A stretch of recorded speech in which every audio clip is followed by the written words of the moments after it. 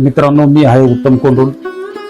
Motivational life YouTube चॅनलमध्ये आपल्या सर्वांचं स्वागत आहे. मी 2-3 दिवसाखाली व्हिडिओ अपलोड केला होता, पुरुषांना स्त्रियांकडून काय अपेक्षा असतात. तो व्हिडिओ बऱ्याच जणांनी बघितलेला आहे. मित्रांनो, माझे प्रत्येक व्हिडिओ प्रेरणादायी असतात. प्रत्येक कथेमधून काहीतरी प्रेरणा मिळेल अशा पद्धतीचे व्हिडिओ, अशा पद्धतीच्या कथा मी तुम्हाला सांगत असतो. बरोबर त्याचप्रमाणे आजही एक कथा मी नवीन घेऊन आलेली आहे. ह्यामध्ये पण खूप आपल्याला शिकायला भेटते, प्रेरणा मिळते. तर चला तर मग सुरुवात करूया. मित्रांनो, एका गावात एक नवीन जोडपी होती. 5-6 महिन्याखाली लग्न झालेलं होतं त्यांचं. 3-4 महिने असेच सुखात गेले. एकमेकासोबत खूप छान राहू लागले, एकमेकाला समजून घेऊ लागले. 5-6 महिन्याच्या नंतर अचानकच एकमेकामध्ये वाद निर्माण व्हायला लागले. खूप भांडून घ्यायला लागले. भांडण एवढं झालं दोघांमध्ये की डिवोर्स पर्यंत पोहोचलं. विषय तसा काही गंभीर नव्हता, पण एकमेकाला समजून घेण्याचा प्रयत्न ते करत नव्हते. त्याच्यामुळे त्यांना डिवोर्स घेणंच शक्य होतं. तर मला सांगा, मुलं बाळ झाली असती तर आपण डिवोर्स घेऊच शकलो असतो का? किंवा त्याच स्त्रीने डिवोर्स घेतला असता का? नाही.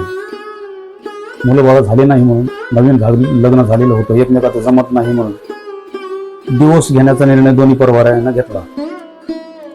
हे नक्की कशामुळे झालं? एकमेकाला समजून न घेण्यामुळे. तेच एकमेकाला समजून घेतले असते तर डिवोर्स झाला असता का? चला तर विषयाला पुढे घेऊ. शेवटी त्या दोघांचा डिवोर्स झाला. त्या मुलाचं परत लग्न झालं 1 वर्षाने. ते दोघ जण एकमेकाशी खूप प्रेमाने राहू लागले. खूप संसार चांगला चालू लागला. एवढा चांगला चालू लागला की राजा राणीचा जसा संसार असतो, आपण म्हणतो राजा राणीचा संसार आहे त्यांचा, त्या पद्धतीने चालायला. पण ह्या मुलीचं काय झालं?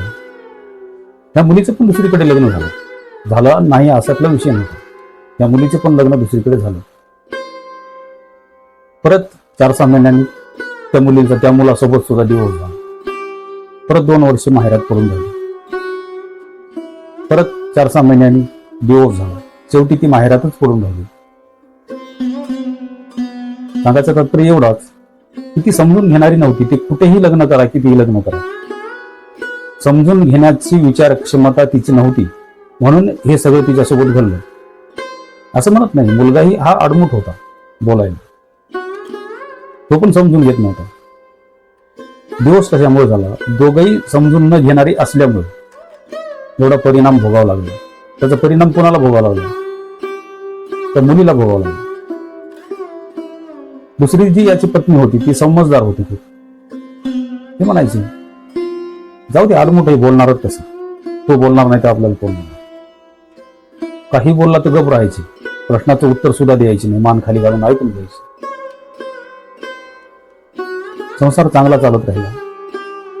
पण तिचा संसार वाया गेला, आयुष्य वाया गेलं.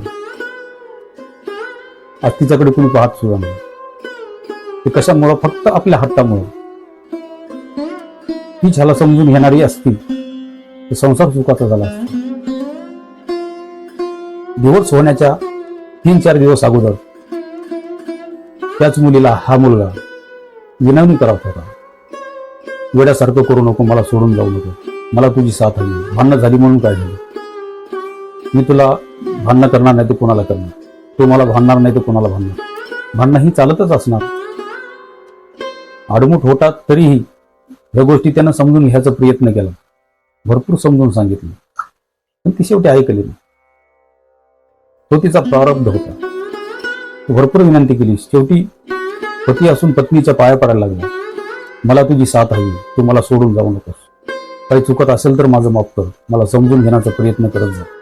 आपण दोघे एकमेकाशी खूप सुखाने राहू. मला सोडून जायची तर खूप पश्चाताप करशील, असं तू भरपूर म्हणायचं. मला तुझी साथ हवी म्हणजे हवीच, मला तुला सोडायचं नाही.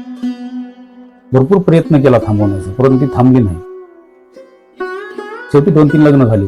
2-3 पतीसोबत सुद्धा ती नांदू शकली नाही.